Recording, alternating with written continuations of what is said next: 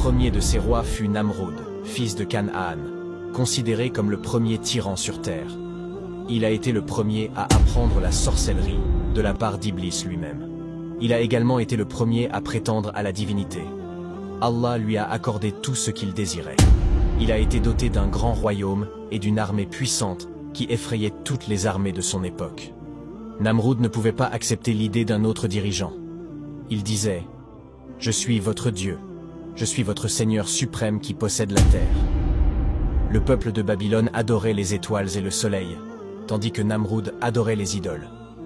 Puis il s'est fait une idole et a demandé à son peuple de l'adorer. Un jour, alors que Namroud se baignait entouré de femmes, un homme vêtu de noir est entré dans la salle de bain du palais. Namroud fut surpris et étonné de la façon dont l'homme était entré sans être vu. L'homme lui demanda avec moquerie « Es-tu celui qui va gouverner la terre et tout ce qu'elle contient ?»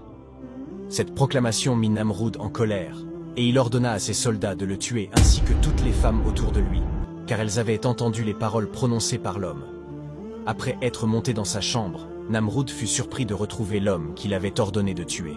Étonné, il lui demanda « Qui es-tu » L'homme répondit « Je suis le prince de la lumière, le jour où la lumière a été créée.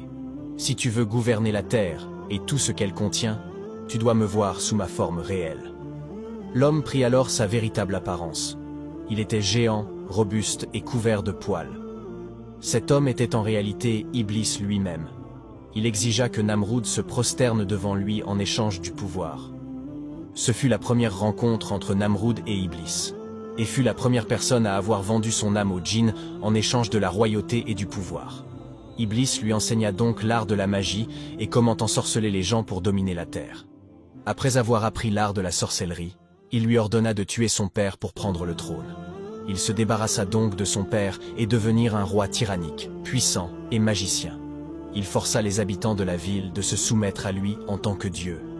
De même qu'il fut le premier à placer une couronne dorée sur sa tête et dit lorsqu'il l'a mis « Nous sommes rois de la terre entière ». L'armée de Namroud conquit de nombreuses terres et cités jusqu'à ce qu'il devienne le roi des 7 régions. Il continua à gouverner le monde depuis son royaume à Babylone en Irak pendant 400 ans. Il gouvernait son peuple avec tyrannie, arrogance, mécréance et prétendant la divinité. Namroud régnait à l'époque du prophète Ibrahim, que la paix soit sur lui. Lorsque Ibrahim apprit qu'il appelait son peuple à l'adorer comme un dieu autre qu'Allah, il lui a débattu et l'a appelé à adorer Allah seul sans associé. Namroud demanda au prophète Ibrahim « Qui est ton Seigneur ?» Ibrahim lui répondit « Mon Seigneur est celui qui a créé toutes choses et c'est lui qui donne la vie et la mort. » Namroud répliqua en disant « Eh bien, moi aussi, je donne la vie et la mort. » Alors il demanda à ce que 2 hommes soient amenés. Il ordonna de tuer l'un et d'épargner l'autre. Ibrahim, doté d'une très grande sagesse et intelligence, voulut humilier Namroud aux yeux de son peuple en lui disant « Allah fait venir le soleil de l'Est, fais-le donc venir de l'Ouest. » Namroud fut stupéfait et impuissant alors face à cette demande. Il jura alors de s'en prendre à lui. Quand arriva ce moment, il exploita comme excuse ce qui avait été dit sur Ibrahim selon lequel il avait brisé les idoles du temple.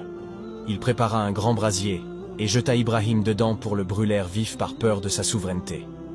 Mais cependant, Allah ordonna au feu en disant « Ô feu, sois fraîcheur et salut sur Ibrahim. » Il sortit alors du feu, indemne grâce à la miséricorde d'Allah. Le peuple d'Ibrahim ayant assisté à cet événement témoigne en disant « Quel véritable Seigneur celui d'Ibrahim ! Il protégea son serviteur du feu, que ses ennemis avaient allumé pour le brûler. » La mort de Namroud est une preuve qu'il ne possède ni force, ni pouvoir, ni utilité, ni préjudice, sauf par la volonté d'Allah. Allah lui envoya une petite armée de ses soldats, des mouches ou des moustiques, pour le tourmenter jusqu'à ce qu'une entre dans sa tête. Elle ne cessa pas de bouger dans sa tête, jusqu'à ce qu'on frappe ce roi arrogant, tyran et mécréant, avec ses sandales sur son visage et sa tête. Il est resté dans cet état jusqu'à sa mort humiliante, sous les coups répétés sur sa tête. Ainsi, il n'y a de Dieu autre qu'Allah, et personne ne mérite d'être adoré en dehors de lui le Très-Haut.